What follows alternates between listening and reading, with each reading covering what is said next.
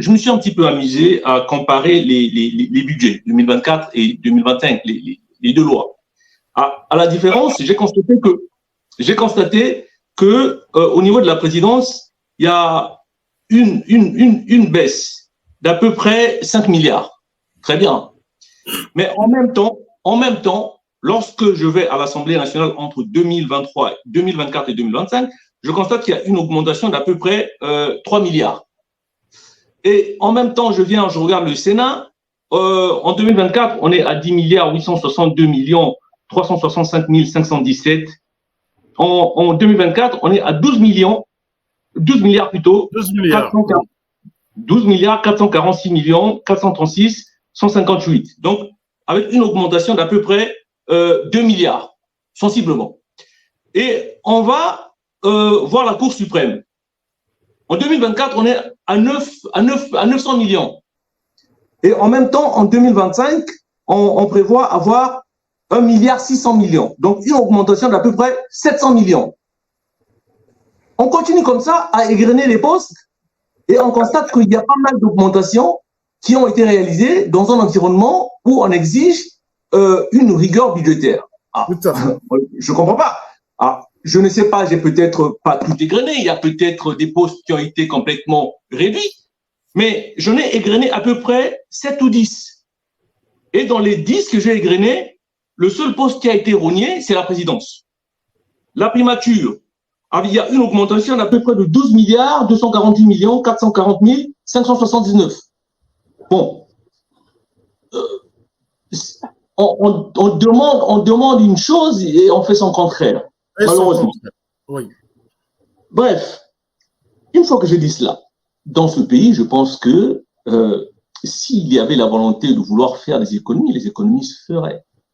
Nous entendons dire dans ce pays qu'il y a des pans entiers de notre économie qui ont été cédés soit à des enfants du président, soit à des enfants de certains ministres. Ici, j'ai en tête le cas du port autonome de Pointe-Noire, semble-t-il, où on nous parle d'un enfant du président qui a quasiment le monopole. Ah. Donc, ce sont des pans entiers d'économie qui échappent à notre économie.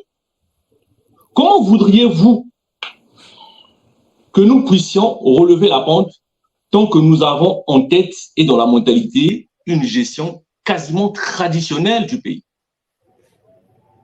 La difficulté dans notre pays, je le rappelle souvent ici, là, nous le rappelons souvent, c'est que nous avons des références souvent académiques, nous avons des références normales que nous mobilisons, et qu'en face, nous avons un système qui n'obéit à rien de normal. C'est-à-dire que dans ce pays, on a carrément normalisé la normalité pour écarter la norme.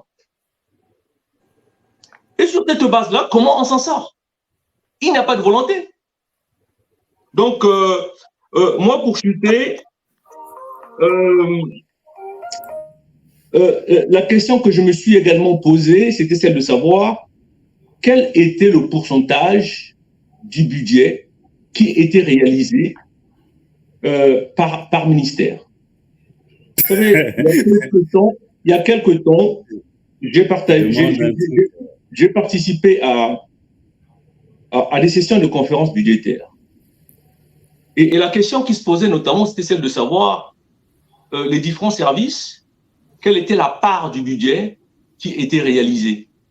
Est-ce que nous savons, dans notre pays, les ministères, quand on vote un budget, à quel pourcentage chaque année ce budget est consommé et ce qui reste de ce budget, qu'est-ce qu'il en est fait pour pouvoir aller sur l'année prochaine? Je ne sais pas sur quelle base cela se fait au Congo, mais j'aimerais bien savoir. Mais aussi, excusez-moi, prenez en compte ma prudence quant à la nécessité de ce pays qui marche la tête en bas, les pieds en l'air, et nous, avec nos références académiques, nous venons ici.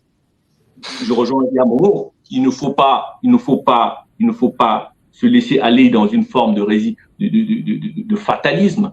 Il faut choquer la mentalité des Congolais qui nous regardent pour faire émerger des nouveaux paradigmes, faire émerger une structure mentale nouvelle, parce que c'est ce à quoi nous voulons tous, nous voulons tendre.